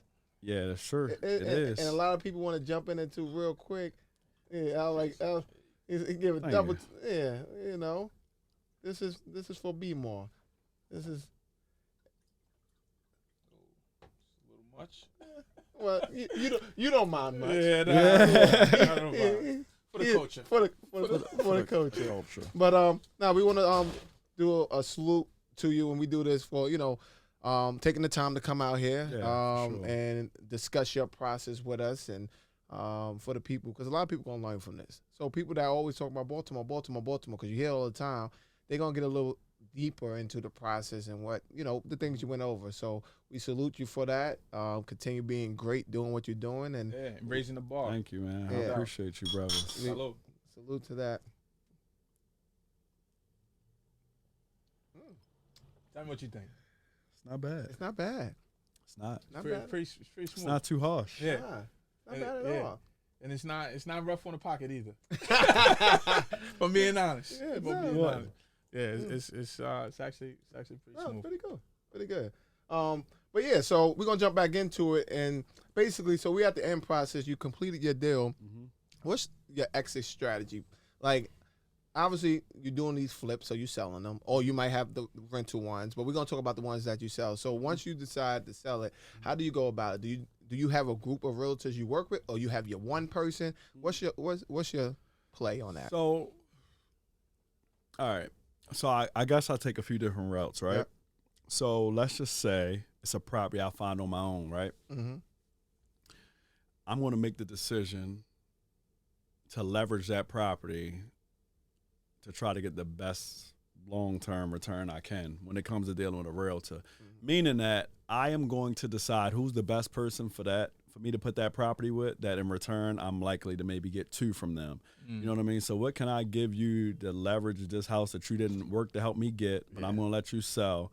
And in turn, you're going to reach back out to me when you get something that I would be interested in. So I've made a few of those relationships. I keep that circle small because I don't want it to be big. Because ultimately, my goal is to be number one on your list. Yeah. And it's easier for me to be number one on 2 or 3 people's list than it is to be number one on 10 people's list. Gotcha. So I keep it concentrated, and I try to give to those people, and in return, they give to me. So I look for realtors that I feel like are aggressive, I try to find the stars early. And I've been fortunate. I found 3 of them, early on that are now bigger, and I'm still high on that list because I keep that circle small, So you have vision, really. Because a lot of these things I didn't plan. Yeah. So if it sounds like I did, I didn't. Yeah. It just kind of the personalities are my desire to be successful align with theirs, and then but we you said they grew. was aggressive and then they had that right energy, right? Yeah, you're So- looking for people who that's usually right. transferable to success. Right, When you have that exactly. energy. So the fact that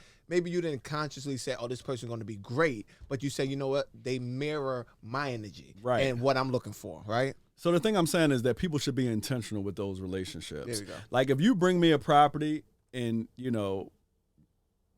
I'm nothing against a full-time job. Let's say you got a full-time job, real estate's your side hustle, your neighbor wanted to sell a property, and you bring me the property. I'm not likely to extend that opportunity to sell it on the back end unless it's something I see in you that I'm like, this person really wants to do this. Right. Not just like you have a license that hasn't really been active and Yeah. your neighbor just Right. wants to sell a house, because I'm not really going to get anything in return for that. Right. But, I'll take that property into somebody who's aggressive, and then once I give them that, because kind of the way I work. So say my realtor give me a property and I fix it up and I sell it.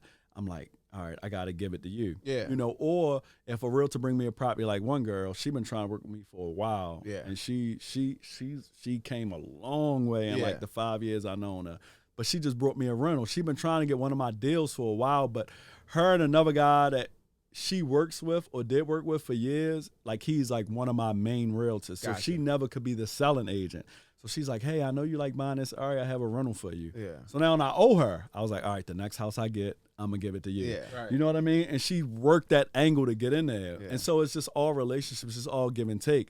So I feel like if I give you something, subconsciously, you owe me something back. Absolutely. You want to give me something back because you want to give into it too. Yeah. Right. And so it's that's kind of my process for Deciding who's selecting going to a sell it realtor. for you and who you're going to work and then with. depending on what I get, I'll decide just who I want to give it to. But normally it's like one of two or one of three people. Yeah. And then I just keep working those relationships. And you know what, that makes perfect sense, which is why you said in the beginning when we asked you how you source your deals, you said realtors bring me deals. Yeah, that's why. And it's all connected. It's a circle. Yeah. You know, you can't just always take. Yeah, you got to absolutely. give into those relationships, and then you give, and then something comes out of it. And what I'm getting from this sit down with you, Al, is that you are huge on relationship building. Yeah. That's a recurring theme in this It's most conversation. important. Yeah. I mean, because like, say like wholesalers, right? Yeah. I mean, real estate is, I guess, at its core, relationships. Absolutely. A lot gets accomplished life, you know, but real estate, a lot of it is relationships. Like wholesalers are great at relationships. Absolutely. Like they're a lot better than rehabbers because we don't necessarily have to cross paths in order to be effective and be in this business, but wholesalers need each other. You know, like I got a buyer, you got a seller. Yeah. We split the money. Let's It's make like this happen. understood that they network, but as rehabbers, we can like stay on our jobs with our GCs. And so when I started working in this area, I started meeting other people who did what I did, and I realized that those relationships are some of the most valuable ones I have. Be it, I know somebody who does good work, right?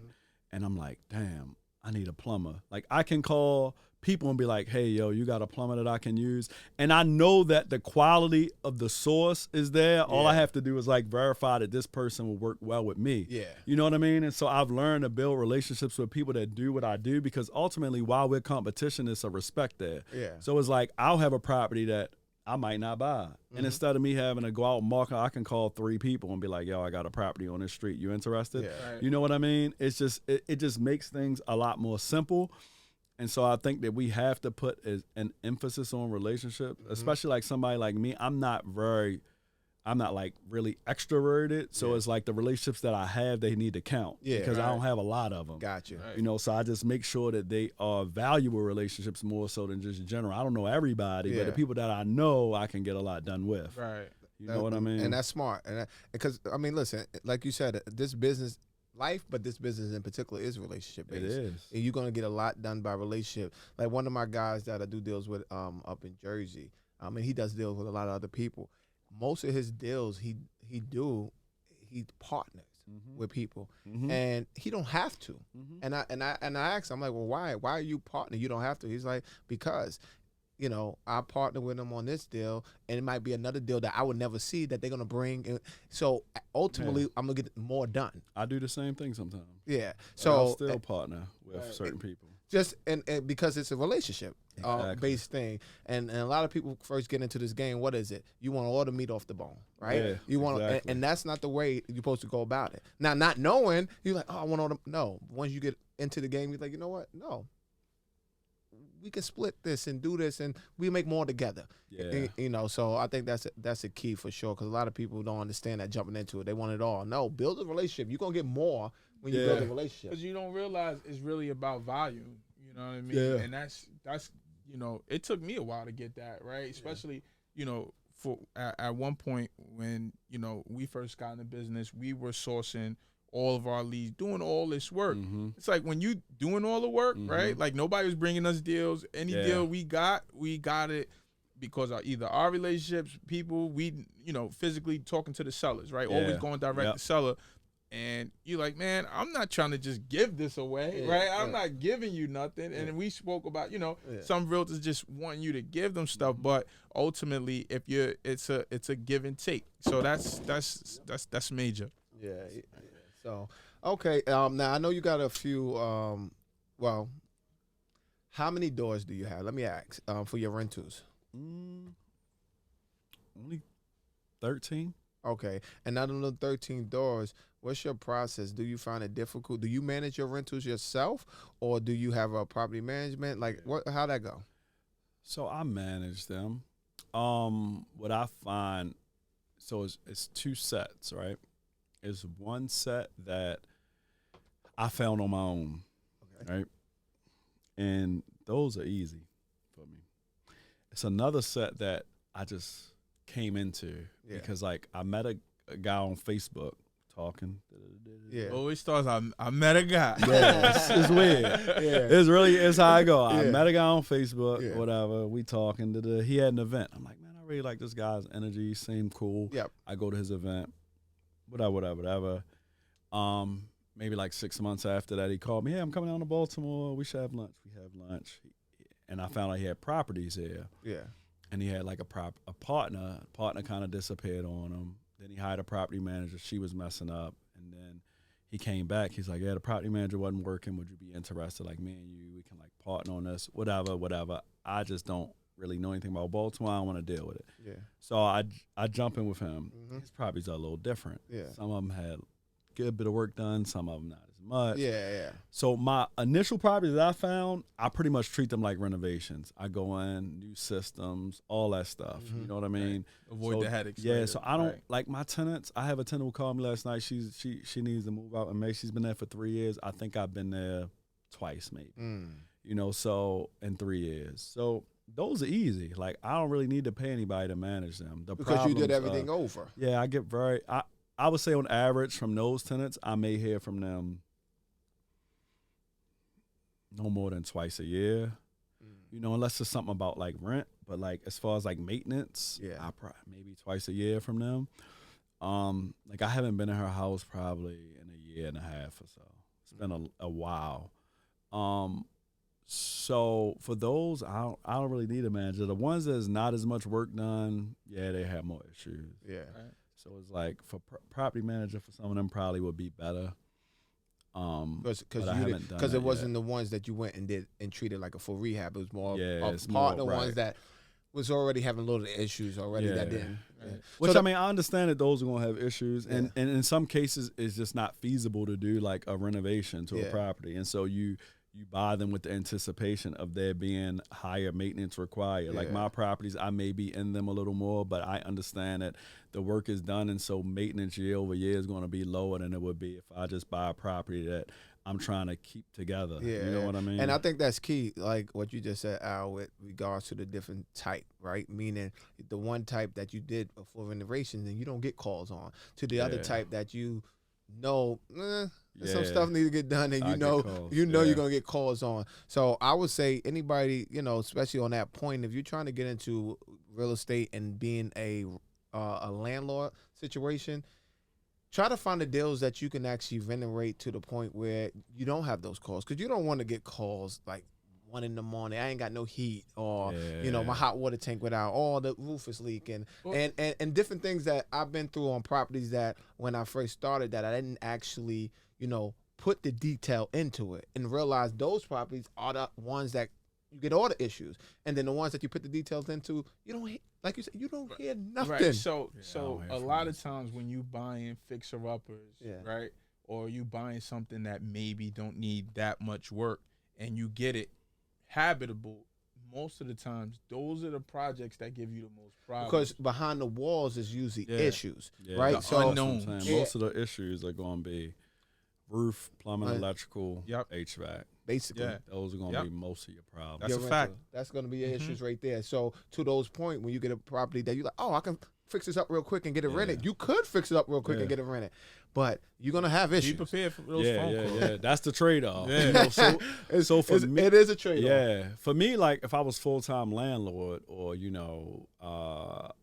property manager and all that, then I probably it wouldn't be as difficult. But for me, because primarily my source is renovating and selling, you know, I wanted rentals that require less of my time, but still will be able to provide like a residual income. No, that's smart. That's smart, and it's good that, I mean, you're able to identify as a difference between the two different types of property.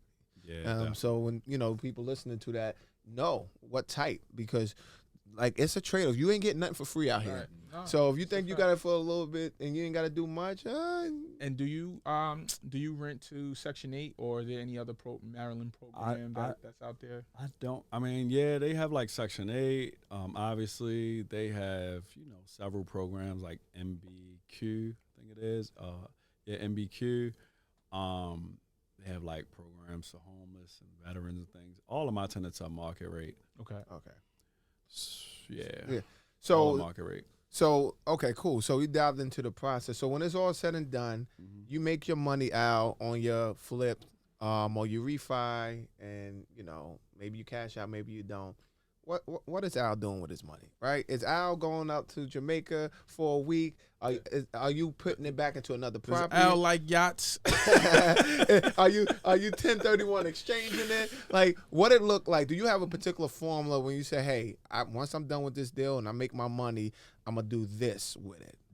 I don't know. Like my lifestyle, I guess I guess it's average. Like Yeah.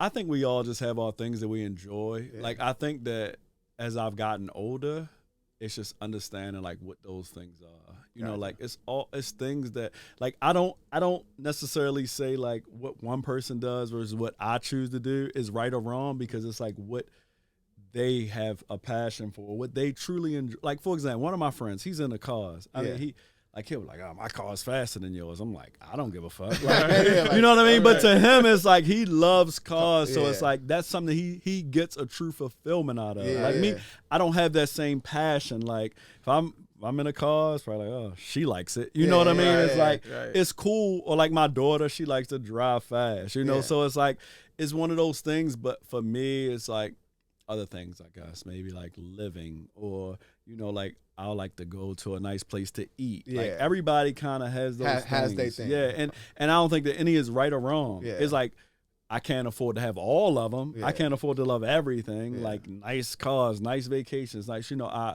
pick and choose what really like gives me some kind of fulfillment. Gotcha. So do you have a formula of like how much goes back into the business? Do you take your taxes out up front, or do you just roll it over into the next project, or is it like, you know what, let me get this and kind of see and play it and see how it goes? Man, I would say like that kind of stuff is what I have been the worst at. Yeah. Like I had to really like take a step back to realize that like, okay, you're gonna be good at some things and you're gonna be bad at some things. Yeah. And like that stuff, like the paperwork, the receipts, all the the tax worst stuff. Yeah. Oh in it. man, Yeah. You're not the only one, brother. You're not the only one. I can be outside all day. Yeah. You know what I mean? And what I've learned is that typically we are going to defer our energy to what we enjoy doing the most. Right. So then I would neglect those things. You know what I mean? Yeah, like yeah, I'm 100%. literally within like the last few years, I just hired somebody to like manage that stuff, because I'm like, shit, like I'm doing these projects, but really I don't even know what I made. Yeah, you know what I mean? Because like Right. I'm not tracking these receipts and things throughout like I need to. Yeah. So I'm like, Right. I need to get help with this. Yeah. So I had to like hire somebody to do that, like bookkeeping Yeah. and all of that, because Key. it Because your skill set was not that. Your skill set was getting into projects and Right. renovating them, and getting ready. because know, realistically, it's hands-on. like if you are doing this and it's just you, that means pretty much during the day you probably out moving around, and then Yeah. at night you like doing receipts and all of that stuff. You won't have time And for nothing. yeah, it's just like that's it. Like so I'm getting better at it now. Yeah. Right. Like okay, this project is done, and I mean, besides my living and stuff, most of it will just go back into my business. Right. Okay. Because it's like I'm not really. So yeah, you doing take out whatever for your living, and then you look for the next opportunity. Yeah. Yeah. And just now I'm like starting to change. So I have a daughter, 13. Yeah.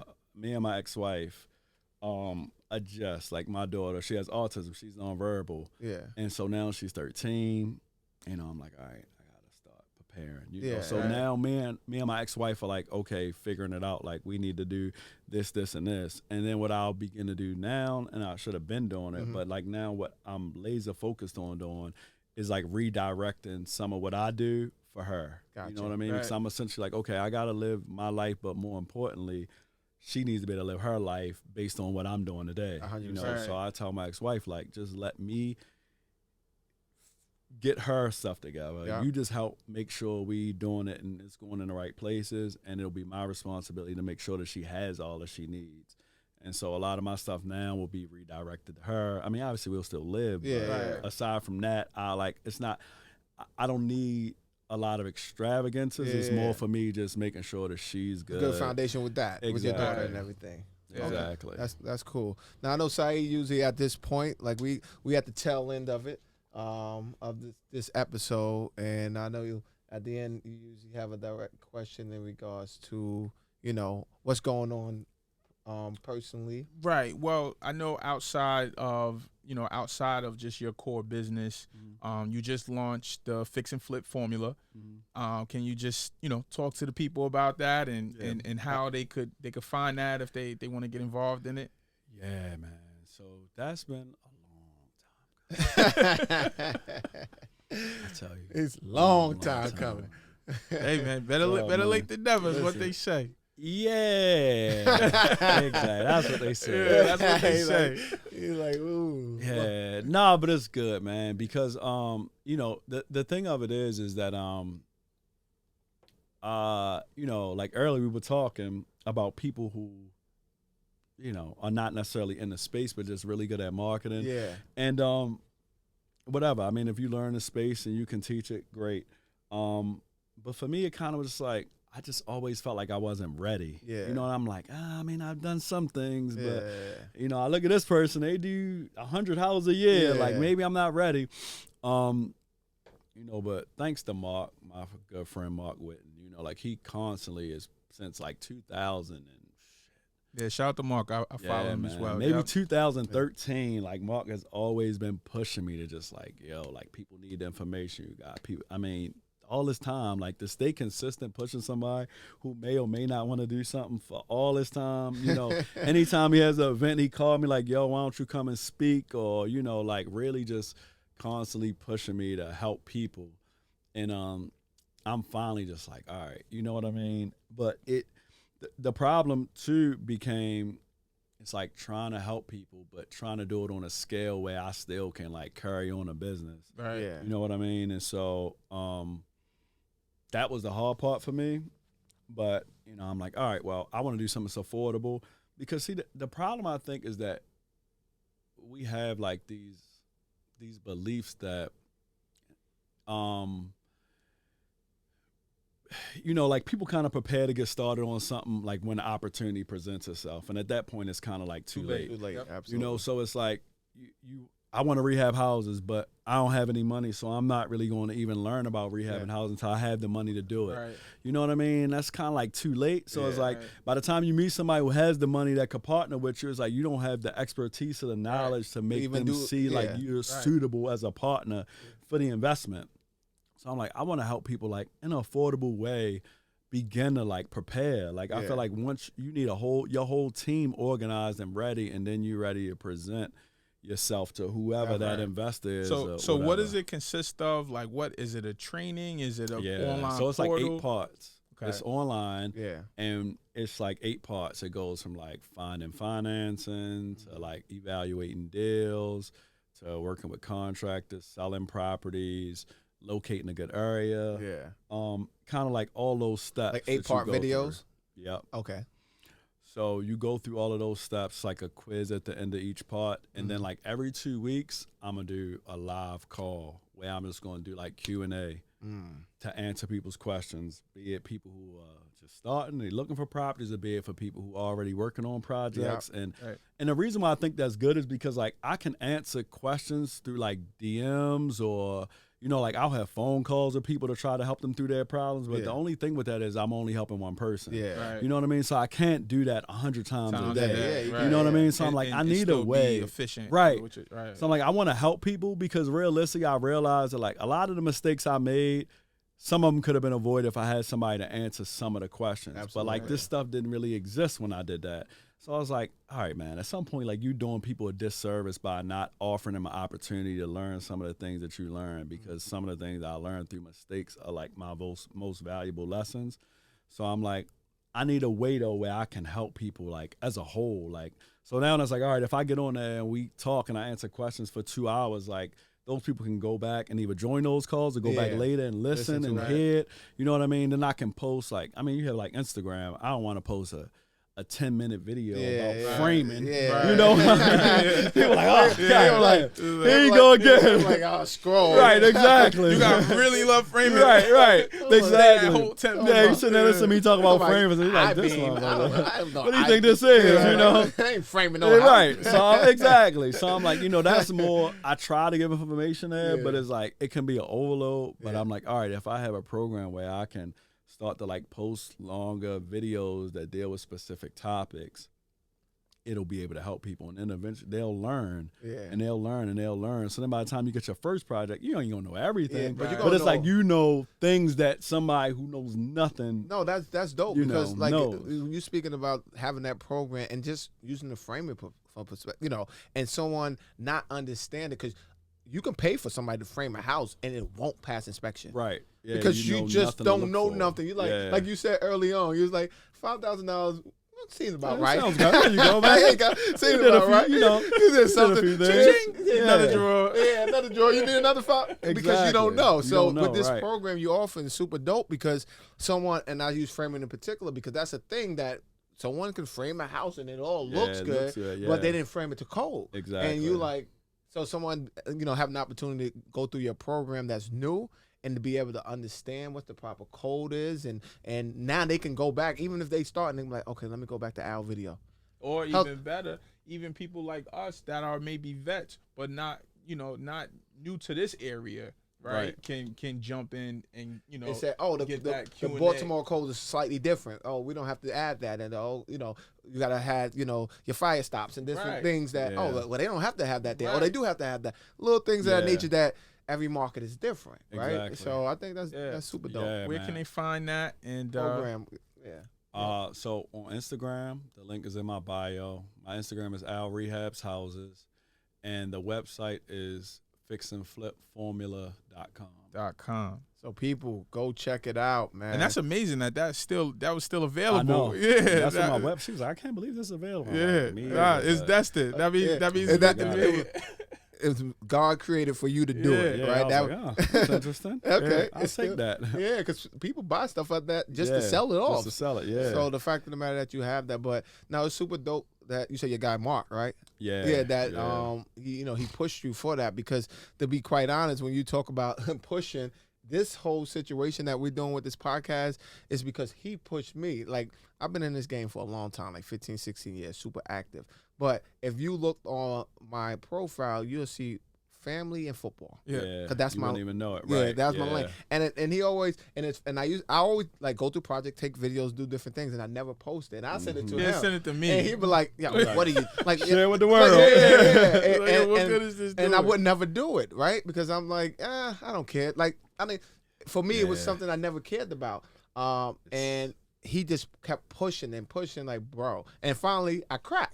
But I realized I had so much to offer, and I had to thank him for it. I'm like, bro, I would have never did that. Like, I would have never. And he was like, yeah, because all this content, you in projects every day. That's the hard part. Stick around. I don't need much. Stick around. So, sometimes, I'm telling you. yeah, the reason That's why I mentioned part. that is sometimes it takes someone to push you, because your guy pushed you to do this, and now the benefit the people that they're gonna benefit off you gonna be through this roof. And that's the most important part. Right. You know what I mean? Just the especially when you got ability you got valuable, valuable content that could benefit people. So, guys, we've been going for an hour and 44 minutes. We almost had an hour and 44. I think this is our longest episode yet. Yeah, but good everything, But within that, we got a lot of gems. Yep. We learned a lot. We always learn a lot. Yeah. Listen, if we learning, you guys are definitely learning for sure. But what we're gonna do, we're gonna go check our project out. He got one we right outside of the project right now, so we're gonna go check it out. And listen, man, we appreciate you, Al, for coming through. Not a problem. And thank you for being so transparent and just giving it from the gut. You know what I mean? Yeah. Because that's where people learn the most. Mostly, what they say is that you can learn from your own mistakes, but a wise person learns from other people's mistakes. You know what I mean? So I'm quick to tell people how we bumped our heads when we first started, how sometimes we still bump our heads, right? Yeah, definitely. When you're going through it. Thank you, man. And keep raising the bar, keep putting in the work. And yeah, I'm looking forward to seeing more of those projects. Clean. Absolutely. And listen, this episode is sponsored by Instant True Review, ITR. And, yes. We got a sponsor. Yeah, already. First season. Yeah, and listen, this is another episode of Rehab Nation Real Estate Uncovered. Oh, you want to purchase property? Let me show you properly how to turn your pipe dreams to real life monopoly. First things first, what's your budget like? If you don't keep your budget tight, good luck trying to go to sleep at night. You going hard money? Nah, this ain't hard money, but interest only 12 months can leave you scarred.